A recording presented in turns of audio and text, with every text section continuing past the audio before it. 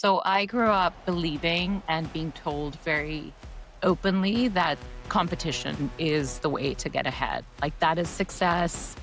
We were taught like, hey, growing up, Singapore was, by the time I was born, it was already well into sort of beyond the third world and moving towards a first world country. But if we want to, we were a young nation, we are only really incorporated, if we think of it as a company in 1965. So to move from, really the ravages of like post-colonial country, et cetera, to the first world, what we would have to do is just outcompete. We have no natural resources, work harder than the other person, work smarter than the other countries. That's how we get ahead. So that's what I believed. I think moving to the United States definitely sort of put that, I would say, on a rocket ship, that idea of like the only way to be successful is to compete.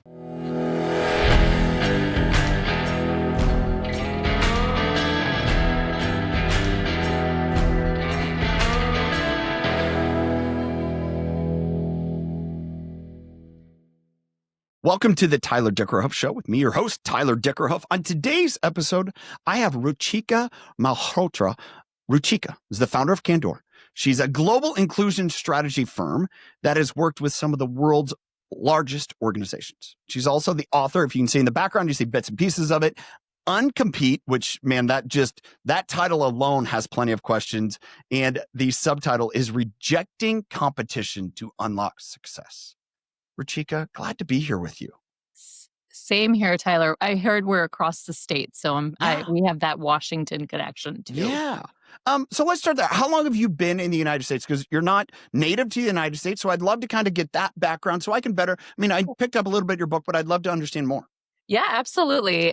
So I'm actually Singaporean. We're a tiny, small little country, which for many decades when I had left Singapore, people are like, where is that? Is that like part of China, Japan? But you don't look Chinese or Japanese. And now I would say has definitely established itself on the global scale and people know it well. That's where I grew up. I moved to the United States 15 years ago for my master's and kind of never left. I left for a short while for work and then came back.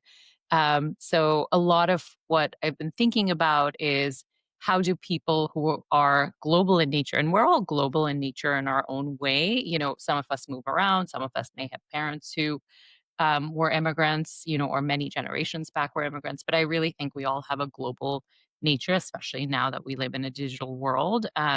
So how do people like us kind of live, work, think about the world? Yeah. So how did, take us back the 15 years since, and obviously Uncompete, talking about competition and belonging. How did that really kind of show up as an obstacle or more of a strength, over the last 15 years as you moved from Singapore to the US? Yeah, I think there's nuance here. So I grew up believing and being told very openly that competition is the way to get ahead. Like that is success. We were taught like, hey, growing up, Singapore was, by the time I was born, it was already well into sort of beyond the third world and moving towards a first world country. But if we want to, we were a young nation, we are only really incorporated, if we think of it as a company in 1965. So to move from, really the ravages of like post-colonial country, et cetera, to the first world, what we would have to do is just outcompete. We have no natural resources, work harder than the other person, work smarter than the other countries.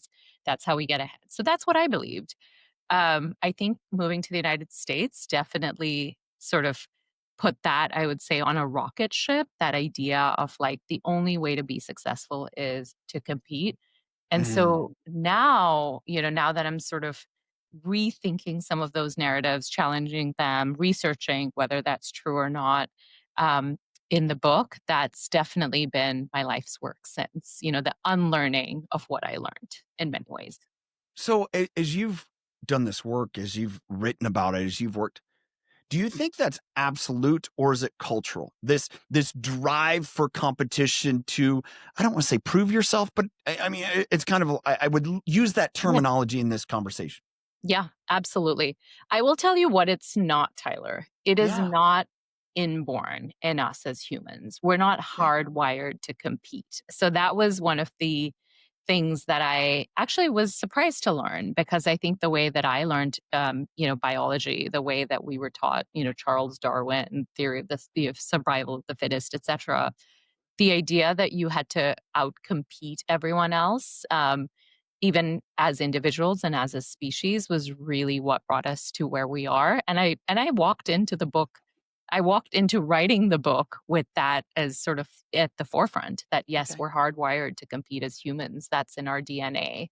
And the reality is we're not. In fact, a lot more research and many evolutionary biologists and scientists now believe that actually we weren't hardwired to compete. What has made us so successful as a species and quote unquote at the top of the food Yeah. chain is our radical collaboration, like our ability to Yeah. really, really collaborate and move in human groups and packs and work together to outwit even predators that are much larger and much faster than us. So that was something that really kind of helped me turn the biological question. Yeah. Now, cultural slash individual, like nurture versus nature, that's a little more, it's worth exploring, because we would, wherever you are in the world, even in countries and cultures which are very sort of not very competitive, at least on the outset, you'll always meet people who are type A, right? And then there's that question of how much of it is like who you were, how you were like born and what you were conditioned with. Like, I think that question continues. I will say, the type of hyper competition, the sort of winner take all scarcity, like Yeah. if you win, I lose, if win, you lose type of mentality, that's very cultural. And that's Okay. exactly the type of sort of competition I want to push back Okay. against. All right. So, I mean, there's two trains of thought as you share that. The Yeah. first one is this idea of, biologically, you talk about the collaboration to fight against a predator. Now, I consider, well, couldn't that be competition? Like if that predator's coming, okay. But then as you move forward, and that's kind of the thought, but then it's like, no, it's the hyper, I would call it toxic Yeah. competition. It Yeah. is there's a scarcity. The only way for me to win is you to lose. Mm, mm, And, that's what as you just shared, and of course, getting through the book, it's kind of like, oh, that's what Ruchika is talking about. yeah. Is that in order that I survive, that I win, man, I have to take everything from you to That's have right. for me. It's kind of like, I don't want to say some childhood games where it's like the only way you could win is if you take all the candy at the Yeah. table. It's like, Yeah. no, no, no. That Yeah. isn't it. We can all Yeah. win when we can, you know, share our resources. Yeah. And I think that's actually really true, Tyler. And I still think what's interesting is so many of us operate with that childhood notion of if I take all the candy, that's the only way to be the winner. Yeah. And we can see that. We see that in our business world. We see it in our society. We see it in how new technologies are being developed, right? And I think that there is a it's very important for us to ask, like, what gets lost along the way, and does that have to be the case that it's winner take all? Where did that come from you? For you? Where did that come from for you? I know we're gonna get vulnerable, so I'll say that Oh, all right. I'll say that it really started in my home, and it, Yeah. started from having parents who were literally diametrically opposed. My father was, and we're estranged, so I assume still is, extremely competitive, extremely hierarchical. If this person wins, then I've lost in sort of every single situation in business, in life, in friendships, and that sort of need to dominate was very, very clear. And on the other hand, I'm still very close to my mom, and she will be here in Seattle for my book launch. But my mom was the opposite, someone who really believed in abundance, who did not go down the comparison Mhm. trap, which was actually very common in our society and still Okay. is actually. And so seeing two very different approaches, and what's interesting, like being told like the way to be successful was to be competitive all the time at Yeah. all costs.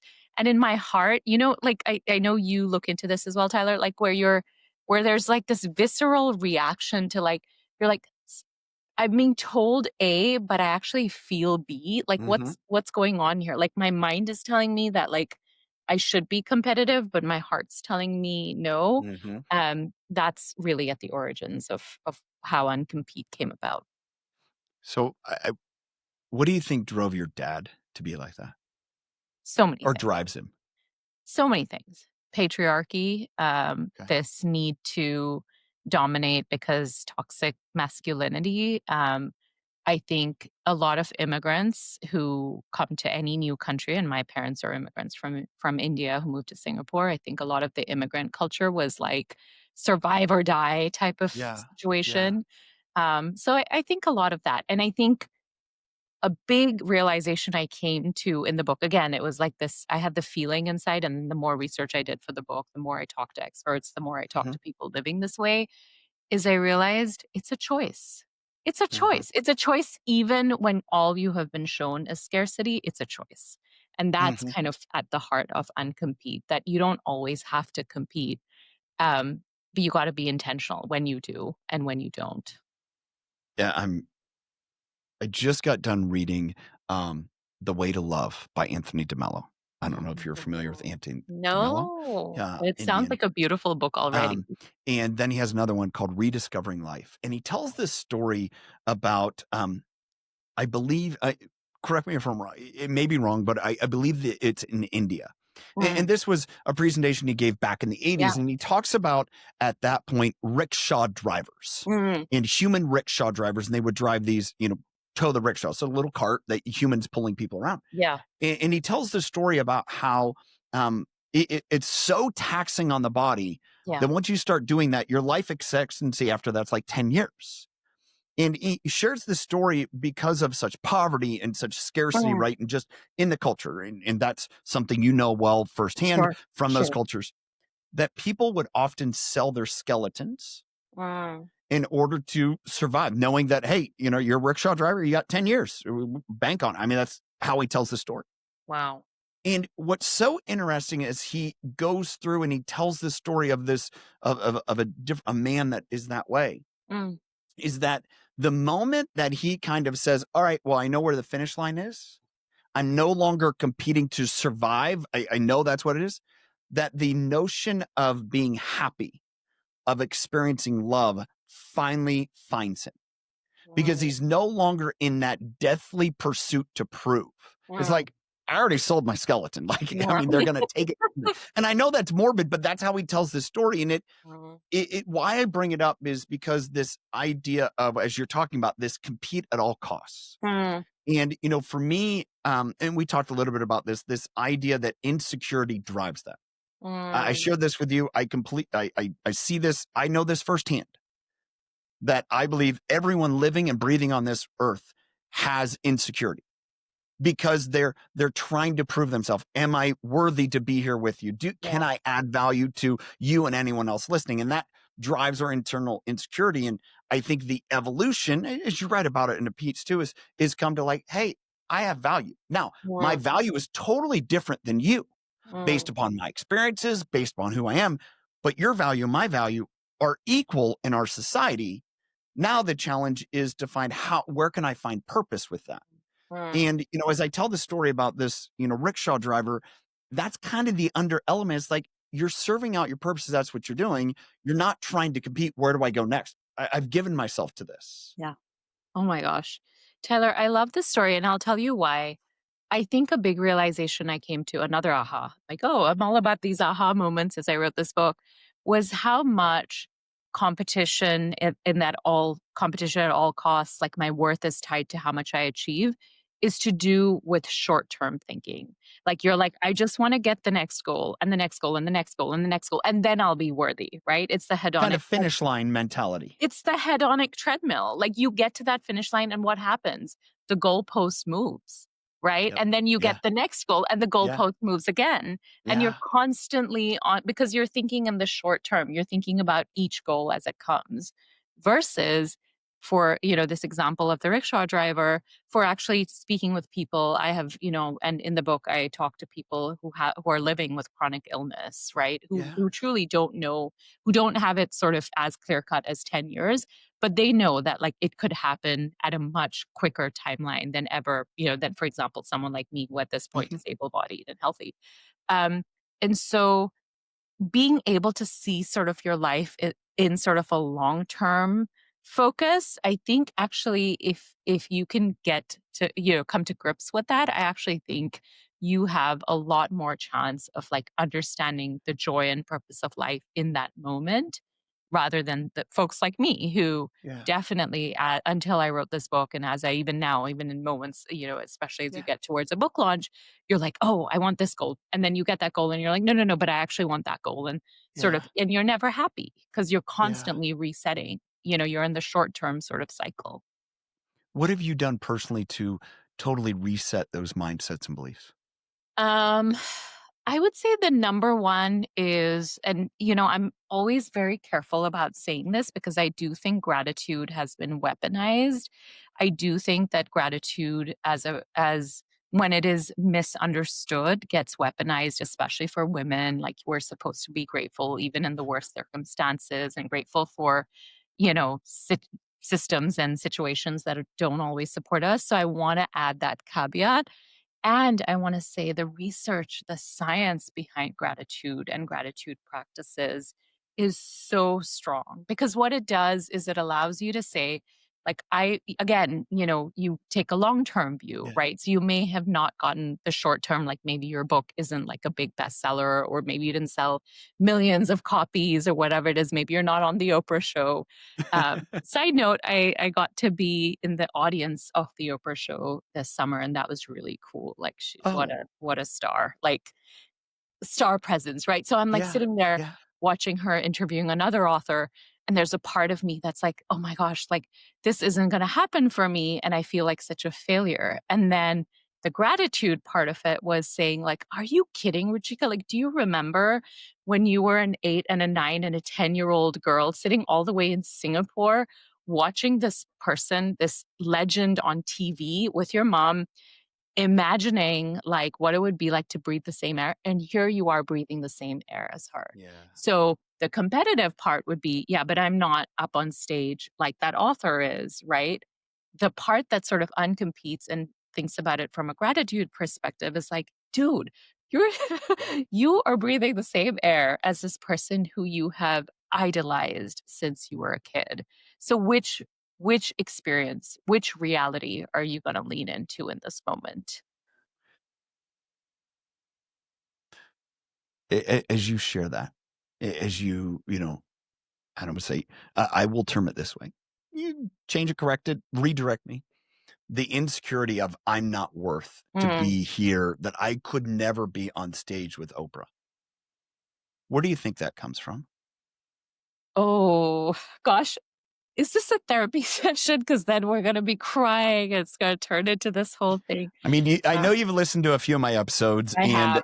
there have been a few tears. I would say you're not even the first this week. That's supposed to make you feel like okay, that's all right. Yeah, Hey, listen, I have no problem with crying. I will say it's good. this. It's healthy. Yeah, it really is, right? Especially when you look at the research. I'm raising a 9-year-old boy.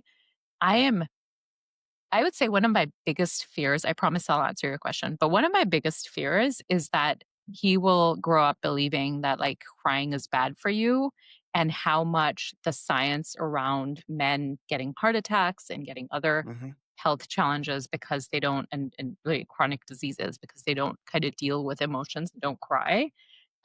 Huge concern for me. That's a side note. So back to crying. Um, I think the worthiness really comes from what's it like when you're, part of a world that tells you you don't belong, right? And what it's like when you grow up believing that someone like you doesn't deserve to have a voice. And I think I can speak certainly as, a woman, a person of color, a person who's an immigrant, like all of these identities definitely sort of work together and intersect to create this reality, which tells you that you're not good enough. And I think so much of my work to uncompete has been, rather than seeing other people who have felt that in society in some way, shape, or form, for whatever reason, as my competition, which is generally how I think we sometimes, well, not generally, but sometimes how we behave when we Yeah. feel attacked and like we're not Yeah. worthy, to turn that into like, how can I be in community with you? Like, how can I actually collaborate with you? How can I cheer you on so that Yeah. I can also feel that sense of joy when you feel joy? You mentioned Oprah, right? When you shared about having that feeling of, I'll just bracket in unworthiness, right? And Mm, and there's so much more. I don't want to mm. downplay it, Sure. but that's a lot of what she shared. And, Mhm. and as you talk about that influence that she had on you, one of the things, and I shared this with you, what you just shared, I grew up feeling the same way. Yeah. I grew up on a farm in the Midwest in a time and age where farming was not Yellowstone and cool. God. Farming was, ridiculed and mocked. And, the fact that I have a cow crossing sign behind me and I told you I have cows back here 10 years ago would not have done that. Yeah. Would not have all. Because their society said, oh, you're worthless. Yeah. You bring no value. You're a joke. Oh, you can't be smart if you're on a farm. Oh, you must be broke, or, it's just that class system that Ah, maybe you experienced. Me growing yeah. up as Yeah. a white, young man in Wow. Ohio, Yeah. same feelings. Totally. And, Yes. and so that's where I look at it and here, I think there's such a universality to that. Yeah. This unworthiness. Am I enough? And the what I recognize, and I think you said, if and I've talked to people about this, have fascination how people show up. Like you processed it, you had this thought, it's like, oh no, I'm grateful, I am worthy, right? I can add value, I can be in community. And what I think is so often is and this is my experience, and please, this conversation is some of the worst actors in our society, in my opinion, are the most insecure. 100%. I mean, that I will like, that is a fact. And I think one of the I remember watching this video. It was Warren Buffett's, granddaughter. It was, an Instagram reel. I should go back and validate this before I spout it. But That's okay. I mean, we're just having a conversation with it was friends. but what she said really stuck with me. So she said, "My grandfather told me, I hire for 3 things." I promise I will share what I You're think good. about insecurity. She said, "My grandfather said he hires for 3 things when he meets new people, right? He hires for intelligence, he hires for enthusiasm, and he hires for integrity." And the most important is integrity, because a lot of people with the first 2 lacking the third are dangerous or malicious, right? And I think that's what's starting to play out in our society. I think that's exactly where we're at, where we see a lot of people who could be enthusiastic or charismatic, all of that, but without that like values, that integrity. And I Uh, think that lack of integrity comes from deep, deep unworthiness, deep feelings of like, if I don't dominate, if I don't bully, if I don't make other people feel bad, there's no way I'm gonna feed myself to feel better. But what's again, it's one of those sort of vicious cycles where mhm. people feeling like that and causing harm to others think that causing harm to others will make them feel better, but it makes them Uh-huh. feel worse. And Yeah. so and so Yeah. and so on. The cycle continues. The lies of our insecurity Yeah. that, in order to protect yourself, you have to, put your arms around yourself. And it's like, Yeah. as I've learned, is now the way to do that is throw your arms up and say, Got it. hey, be vulnerable. And like, Yeah. once I'm vulnerable, you can't use it against me. Like, Yeah. okay, you go back Yeah. to your son learning to Yeah. cry. I mean, Yeah. I would say that is on both ends. Be so excited and let that all go. And then be willing to, be vulnerable enough to say, yeah, emotionally, that hurt. And Yeah. it's to have that full spectrum, I think, is healthy as opposed Mm. to, almost to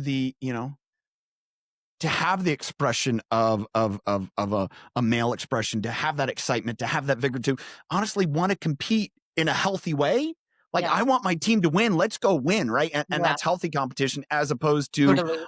I'm going to compete against my teammate because I'm so afraid I'm going to take. Now we're on the same team together, right? And that happens so much in sports. And as I have a friend who it's funny, he wrote the book Compete Every Day.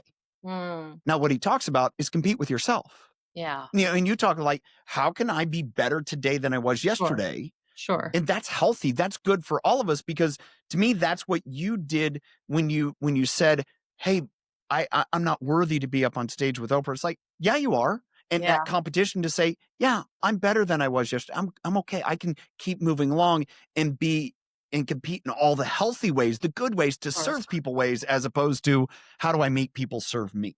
Yeah, exactly. And I think the part about this that I again found really fascinating is I don't watch a lot of sports and I don't participate in a lot of sports. I'm actually more in the sort of yoga world. Yeah, it's I'm great. yoga certified, all of that, which by the way, lots of competition. If you ever go to a public yoga class, trust me, like, there is so much of anxiety, and part of Oh my yeah. dream was to undo, like, the fact that, like, "Oh, I can't do a handstand, but at least I'm here and I've showed up," right? So, anyway, side I note. mean, that's all that's like, I've experienced that, I do like too. going to yoga, my wife, yoga, and I like, every time I'd go and I'm like, "I can't do that. Yeah, Like, help me." yeah, Like, instead of, like, looking, "Oh, you can't do that, then why are you here?" It's like, I'm here because I need to be able to do some of those things, like, bridge the gap here. totally, and that every body is different, and our life experiences are different, as my yoga teacher says, and to add to that, like, what's interesting is talk about, like, what cultural pressure does to a really beautiful idea, right? Yoga is thousands with, Yeah. yeah, many S, year old philosophy. And in the text, there's actually no mention of any poses. There's no downward dog. There's no stand on your head. There's no nothing. There's only one yoga pose that has ever been written in a yoga text. Do you want to guess which one that is? Isn't the sitting one? That's right. Just That's it. taking a seat. Just sit. And even when you sit, it's not like you got to sit cross-legged or you got to sit I in the mean, lotus. You got to put your legs yeah, behind your yeah, head to sit down. yeah. None of that, No. right? So Which is, talk about, which is crazy because it's the universal sign for yoga. yeah, Like, you see someone sitting yeah, in like that, yeah, cross-legged, yeah. knees wide, and it's like, "Oh, that's yoga." But Like, you you don't you even could go have to. anywhere in the world. You don't even have to cross your like, I've been to Yeah, classes but I'm saying many when you times. when Yeah, you think about that's how right. simplistic That's that right. That's how is, simplistic it is. It is it's not accessible this. to everyone, Yeah, totally. yeah. And I think to come back to this idea, what's interesting about sports is this. I think sports competitions, when done right, are so inspiring. Like, I write about the Olympics, I write about Simone Biles. I think it's really inspiring. And I think I would love to see competitions like the Olympics continue, right? This is not me saying no competitions, Yeah. never, like Yeah, yeah. no more tennis on TV or whatever it is. But what I want is for us to realize, like, in sports, especially professional sports, there are very well defined rules, right? Mm. The rules are you do this is how you win, this is how you lose, like blah, blah, blah. In life, it's not like that. In life, you and I are not in competition with each other, right? Because it is not a perfect level playing field. We have had so many experiences in both of our lives that make it so that we can never compete in a perfect competition. And I think this is where people Mm. get tripped up. One of the great lessons that I learned is, and this probably you going back to gratitude and just appreciate who you are, Mm, right? And your uniqueness is perfect. Now, as I can, point to a tree out there or the table in front of me, it started as a tree, the table in front of me, but then it yeah. had to be milled, it had to be perfected, it had to be sanded so that way it doesn't give me splinters, so that way I can use this. And I look at that same kind of analogy for people is like Mhm. sometimes our rawness is abrasive, is difficult, and it's like how can we continue to refine and be willing to um, sand ourselves Yeah. Yeah. where we can So then serve people out of that uniqueness. yeah. And can I just say one thing, which is I have so much admiration for farmers, right? My country of origin in India is really should be a country of farmers. And there's a huge agricultural crisis there. We know farmer suicides, huge issue. Scholars who I adore, close friend Dr. Sonara Jha, whose book is just out, has written about this and researched about us. Like, it is. frightening how we treat the people who are responsible for our food and our life supply.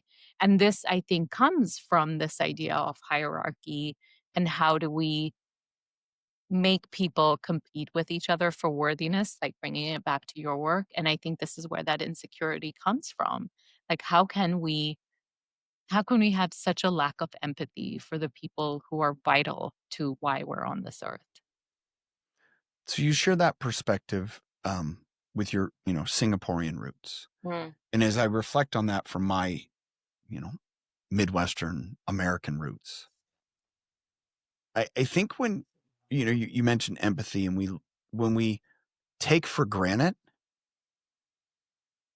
what the requirement is. mm, And, you talk a little bit about the, let's say hustle culture, right? And it's yeah, kind of this idea, this competition, this drive for hustle, which is so toxic.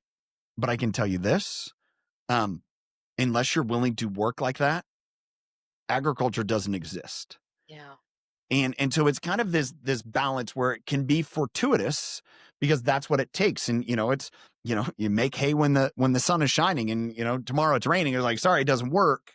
And the animals that I care for, I'm caring for them, and with our whether I'm sick, whether I have to do that, and that's so serving that it's cathartic. And I Mm, think as we go through this, the difference of the when your competition is to serve you and no one else, yeah, that's when it's toxic.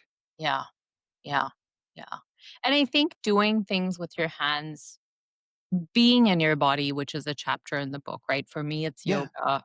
For you, it's being, I serving mean, I'd love to animals. say it to be yoga. I mean, I just don't do it enough. No, Like, but what you're doing, caring for animals. I mean, I think that there's something about being in your body. And another concern, which, I write very briefly in the book, think about this again as I think about the next generation, not only my own child, but kids around me, yeah. friends, kids, my nieces, etc. Is the further away we get from doing things with our hands and being in sort of that physicality of situations, right? The more we rely on screens to numb whatever emotions we're feeling. Again, data show there's more insecurity. Of course, there's huge mental health crises we need to worry about, especially with young people. So there is something really important about doing things with your hands and serving others in a very physical way that I worry we're definitely taking away as the generations progress. Are we taking it away, or do you think it's going to be reimagined in a different sense? I really, really, really hope that there are things that we keep. I do. Yes, there's joy and beauty and technology and communication. Mhm. I see the value in things like having a house phone now, right? Okay. Instead of like only cell phones. I see the value in saying like, okay, let's just go out and be outside whenever, even when it's raining, rather than being inside and being on our laptops or computers. An example, I actually just posted about this on my social media. It was totally random. On Monday, it was a holiday. So my son and I, we went to a cafe. And as soon as we sat down, as soon as I got my coffee, like I'm scrolling through my phone, he's on his smartphone, smart watch, and kind of he doesn't have the internet, but sort of scrolling, playing a game. And I'm like, oh my goodness, like this is scary. This is the opposite of what I wanted to do. So I look over at the counter, and they have a copy of the Seattle Times. So I bring over the Seattle Times, and I'm like, right, let's read this together. And he's like, Mom, it's all about the Mariners, and I don't care about baseball. And I was like, I don't care. I was like, I know even less than you about the Mariners. Yeah. Let's just look through and let's just see like what's happening in the news, right? Like what's happening in the sports section. And I think my worry is like we're losing some of those shared experiences. I don't want to be one of those like doomsayers, and I use a lot of Yeah. technology, and some of the technology has been for real good.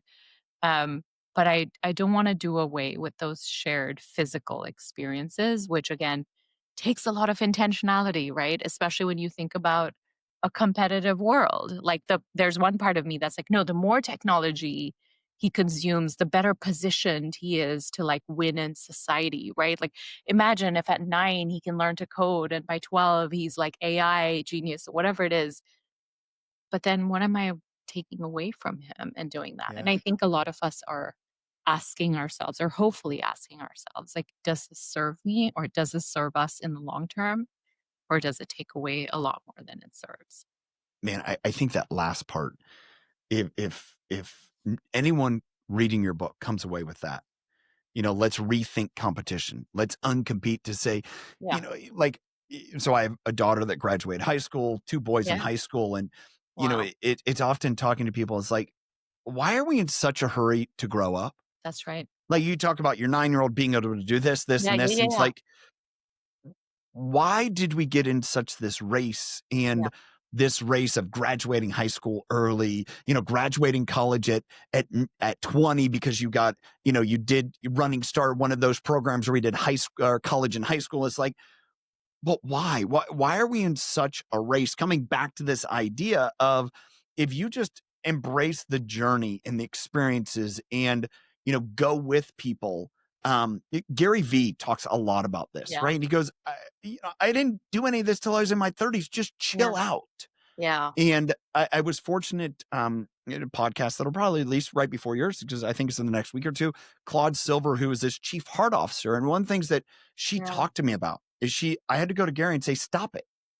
yeah, Just stop making it this hustle culture because you're burning people out. yeah, And I think it comes back to when you get into that community, you're not even sure what you're saying. Like if you're around your cohorts, right? Cultural yeah, cohorts, family cohorts, yeah, school cohorts, whatever. It's like, yeah, well, my son did this, my son did yeah, that. And you think, yeah. oh, well, if I'm a Oh, good mom, I yeah, have to I do would the do so same. too. Instead of like, no, you know what? My son, he was like playing in the dirt and he Yeah, loved it. yeah. And just be so willing to do that and say, yeah, there's nothing wrong with it. Yeah, and I think it's tricky. So there are a couple of things here, there's a part of me that will always like, I'm like, caveat, caveat, caveat.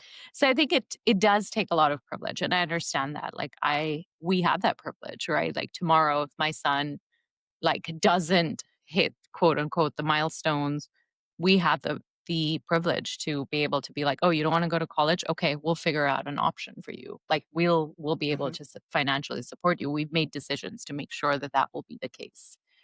So I get that. I get it. I get why there is scarcity shown to so many of us. Like I get where it comes from, right? I get that for many generations until mine, until literally us like raising this kid, that wasn't the case. It was like either you're better than the others or you perish, right? And you aren't going to have a safety net to fall back on. And I understand that. And that is part of my concern with a competition at all costs society, where we are leaving behind or we aren't considering or solving for folks who do get left behind in such a competitive society and reimagining a better way. So, yes, there is that. And on the other hand, like I have to say, like as humans, we want to belong. That is one Yeah. thing we are hardwired to, right? Like I want to be part of the cohort. Like I want to be like if your kid's doing advanced maths, I want my kid to do it too, right? So that we can belong together. And I want to say, like, it's so important for us to create a world where kids can really be kids and humans, like as we get older, us too as grown-ups, like, can we just be seen for who we are, right? Can we just be who we truly are and not have to kinda keep up with the Joneses to be worthy? Is that really the crux of it all? And let me frame that in a little bit. Is that really the crux of, and this is going to be different. It's going to be a stretch. Understand it's not hyperbolic, but it's just kind of like, is our concern of people being left behind really at the forefront of be who you are? Mm, And so the people left behind, oftentimes, if say in the same school system, right? And we think about mm, the left behind, man. I failed mm, classes in college, mm, but I still learned a lot. I still made mm. it through. That Yeah, didn't ruin me from a career point of view yeah, because I kept learning, I kept growing, I kept just failing forward, right? yeah. And this idea that if we're so afraid of people falling behind, Mm, we don't let them find their way. that's right. And so we end up kind of, to I don't want to say use your words, but use as you've described here, we force them to compete That's right. at a game that they're like, I'm not built for this game. Like, we can take going back to sports, right? You talk about the Mariners, right? If I'm not built to be a baseball player, I'm built to be a basketball player. I'm 7'3", I'm long, I can be a basketball player. And you're telling me the only way for you to survive in life is if you play baseball. Like, why can't I go over and play basketball? Well, that's not good. I'm like, but I'm made to do that. I love doing that.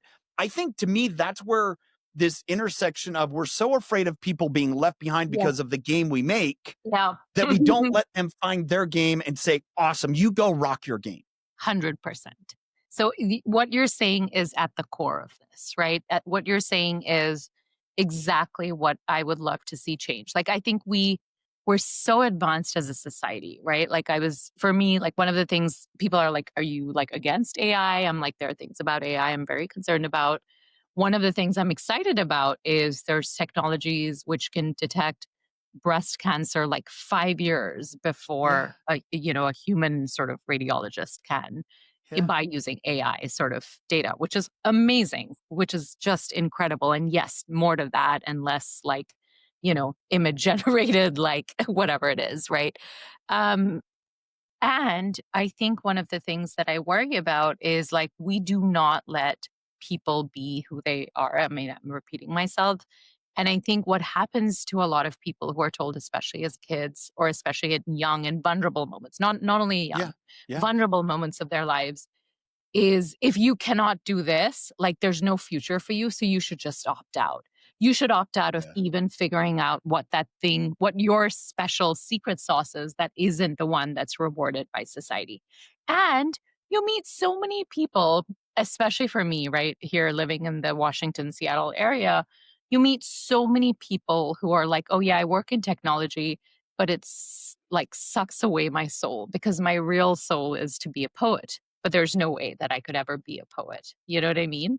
And I just wonder, like, there's this, we're so advanced as a society. Can we reimagine a lot of those rules? And I believe we can, right? But we got to have the will to be able to do it. I think there's I don't want to say parallel, an intersection where you mention, I want to be a poet. Yeah.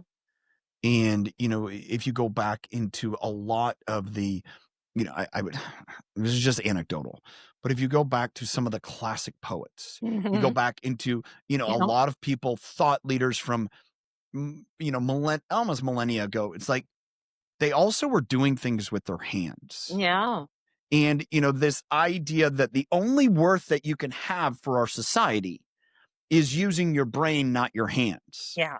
And yet, for existence, Great question. in order to survive, you had to use your hands. The luxury was you got to use, and I don't know, this is kind of absolute, your brain in something else, right? We Yeah. didn't have that service idea technology where you're sitting down on your butt, typing away at a Mhm. keyboard, providing service. Like, hey, you had a garden.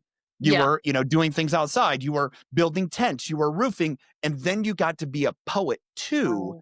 But the dichotomy of the two is what actually, you know, created that genius, as opposed to, in order to be a Right. poet, Yeah. Ruchika, you have to sit down on on a blanket in a park, and Yeah. all you do is ever write, and then you hope to Yeah. sell it.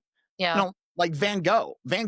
Gogh, like that was his life, but he had other things to survive. It Yeah. wasn't only after his death. And it's so coming back to this competition is like, man, I have to find all the money in the world. Yes. And then you get there and you realize, oh, well, everyone else thought this same thing too. Yeah. Is if I would have been willing to go be a stonemason, if I could Yes. lay tile, if I could do something, Yeah. it's Yeah. creative. I like doing Yeah. it. And then I get to write poetry. Yeah. Oh, wow. But our society tells you, well, Yeah. if you go do a blue collar trade, you're worthless. Exactly. And I think the more I do this work, the more I really think more and more the people who work with their hands, they have figured out something really good. Our society may not reward them. And I think this is where the rewriting of competition Mm. and rules and hyper capitalism and, sort of pitting people against each other need to be rewritten. But I actually think like that's at the core of it. When you meet people who are so at peace with their lives, 9 out of 10 times they have like a beautiful practice of working with their hands, whether it's gardening, whether it's, looking after Yeah. kids, whether it's, whatever it is, Yeah. childcare, elder care. I mean, there's something about not making your entire life revolve around being in front of like a computer, which I think is something that we need to ask, especially again in a competitive society. I think this is we could draw, excuse me, we could draw spider webs Yeah. into all the things you write about. I'm looking at my notes here where you talk about the office dynamics with women, Oh my where god. you call it the I'm going to use the Yeah. bitch phenomenon, right? Yeah. And it's like Yeah. I've run into that. Yeah. I've seen that, Yeah. and it's like it's Yeah. real. But I can also say, hey, I've seen the asshole phenomenon Yeah. too, right? And Totally. it's kind of Sure. one and the same. And I think what it comes back to is this construct of, do we get into such the competitive phase, especially as parents, in a day and age where we can see everyone through social media, as you talked about? And I'm so hyperventilating, worried, like having a daughter who just graduated, and people are Mm, like, well, what's she doing next? I'm like, well, she's working.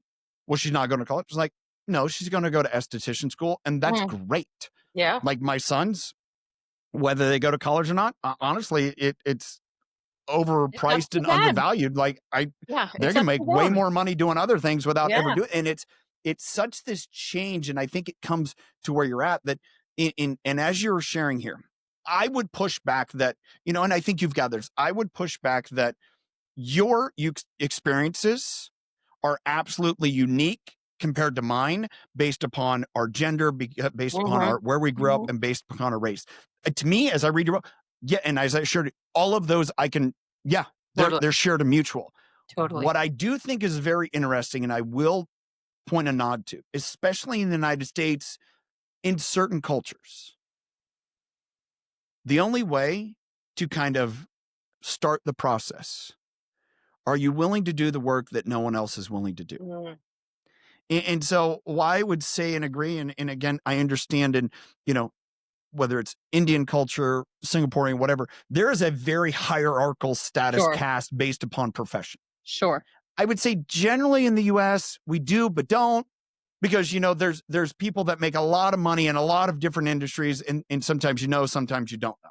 Like there's banking people that make a lot of money. Man, I know people in agriculture make a lot of Yeah. money, and Yeah. they can show up both the same way. But what I'm getting at here is, I think as we're talking about this, some cultures embrace um the plight of what it looks like to compete for value and Mhm. worthiness, and there's others that are shamed because of it.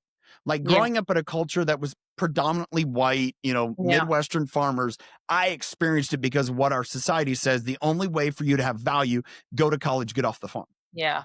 And you go to other places maybe that are more, I would say, urban, where you start to, instead of having that unilateral, it almost sometimes comes into racial, because it's like, who's Yeah. willing to do the work, That's right. right? The Yeah. white collar compared to blue collar, and Yeah. and Yeah. so you Yeah. see that separation. But as you and I are talking about, as I think you've identified and discussed, the people that are really winning at life don't care about those things. Yeah. Yeah. They I know don't. that's kind of a monologue, but No, I agree. get back. I think that the people who are at peace don't care about those things. Like I think that there is something here to say about people who come from generational wealth or who are able to, I mean, I look at the statistics, right? I look at the statistics that say, that an average American 50 to 70 years ago had a real chance of social economic mobility, right? If you were in the quote unquote middle class. And now I look at the data that say that more than 50% of Americans are like one medical emergency away Mhm. from in like complete Complete bankruptcy. bankruptcy. Yeah. And Yeah. that was not the case like 50, like even 50, 30 years ago, I would say.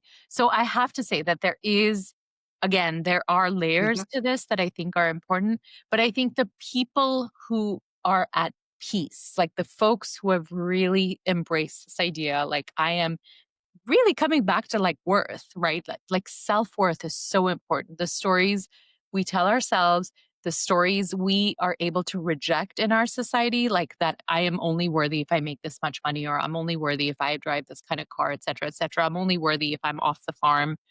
If we're able to like reframe and reject some of those ideals and talk about like what's really worthiness for me, like what really matters to me, those are the people at peace. And I have met, I was a business reporter. I've interviewed a lot of CEOs. I've interviewed a lot of billionaires, also some of the unhappiest people I've ever met. Uh-huh. And, I'm sure Yeah. we can talk about this. I'm sure you've met so many too. And sometimes the people who really they're radiating light and joy and that inner peace. It comes from like, I don't care. Like, Yeah. I'm not part of this rat race. And that I think is part of like that's why the book is definitely organized into sort of like reframing what does it mean in the workplace, reframing what does it mean in our social relationships. But the last chapter is about seeking peace. Like Yeah. what really matters to you as a human on a human level. There's 3 arenas: the corporate space, Yeah. the education space, or the family space. Mm. Which one do you think This is is hard. most responsible to has the greatest opportunity to affect what you just shared to make a change? I cannot choose one. I really cannot. And probably what's gonna happen, Good. Tyler, is once we're done, I'll be like in the middle of the night, I'll be sleeping and I'll like jump out of bed and I'll be like, "Oh, damn, I should have said blah, blah, blah." Yeah. Yeah. It's really hard, right? It's Yeah. really hard. I have to say, I think seeing it from the work I do with corporations, I think there is a lot of what we see hyper capitalism and competition in the workplace, corporate workplace, and things becoming extremely expensive and unlivable, like worlds, et cetera, et cetera, Mhm. I think has a big part to play with why we're dealing with what we're dealing with. I do think we get so many of our ideas and the a lot of like I think I don't like it's violent imagery, but I think a lot of who we come into this world as kids, as young kids, almost gets beaten out of us because of a competitive education system. So there is that too.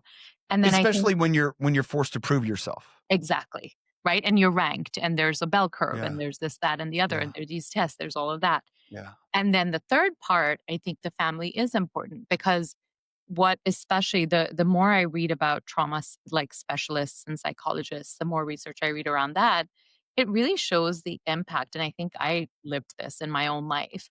What it's like to have one parent who can be really toxic and be really negative and build all these ideas that are very painful and harmful in the long term, but the beautiful impact of having another parent who can be your safe space, who can Mhm. hold safety for you and help you unlearn and question and push back against some of those harmful ideas. So I think your family has a big part to play Yeah. as well, right? And Yeah. then the choices you are able to make, Yeah. if you are able to, as you get older, who you partner up with, who's in your community, who are your friends, how do you want to raise your kids or other kids? Um, so it's very hard to choose one. I'm sorry, that was a Well, long but non-answer. can I give you an out?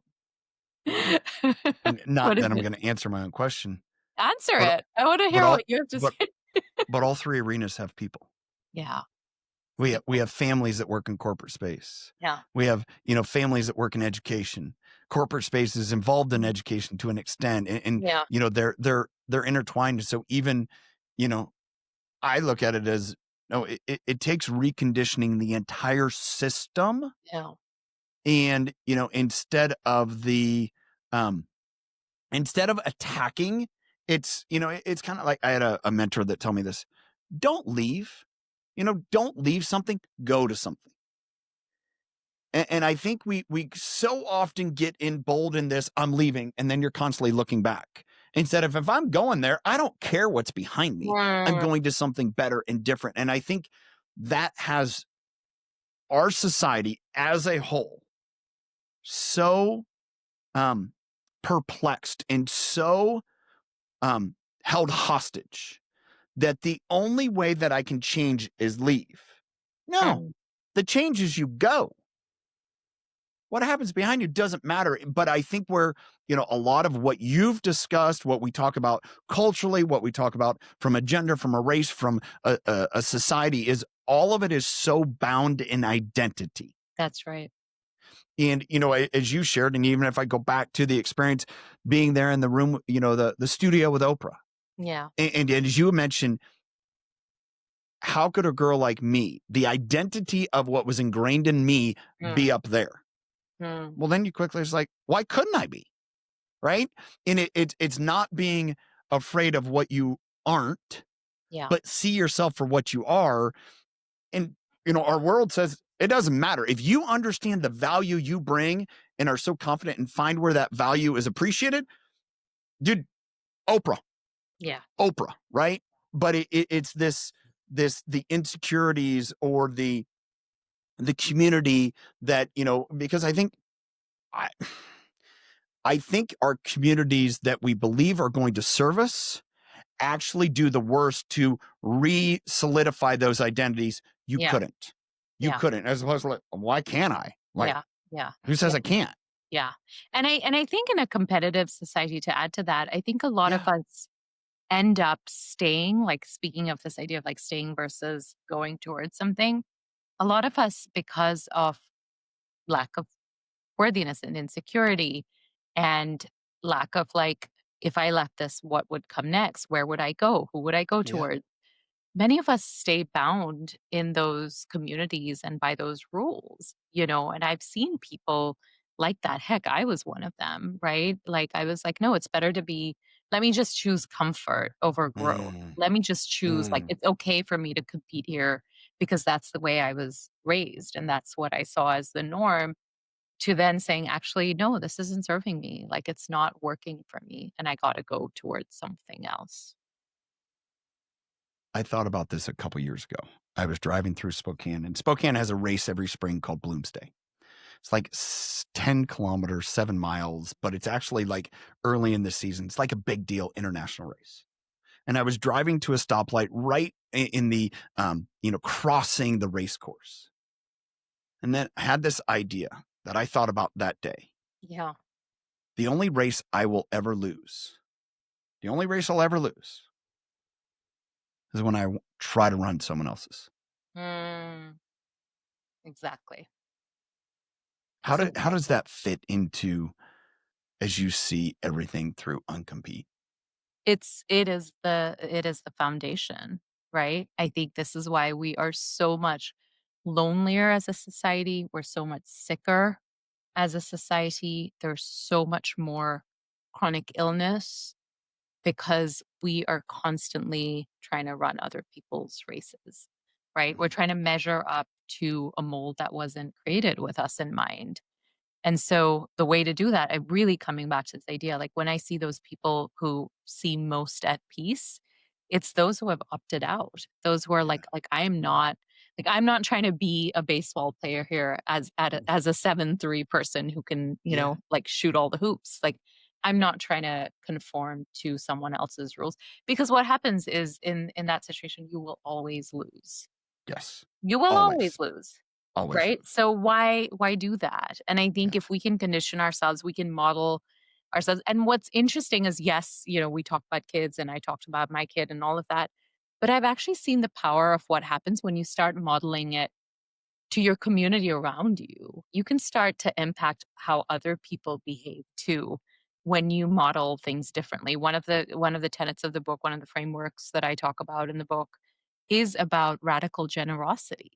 And I Yeah. know again, like it can be hard in a world that isn't generous, that isn't always generous, right? It's us saying very clearly, like, no, I am choosing to put out into the world, even if it's not going to come back to me as a one-to-one.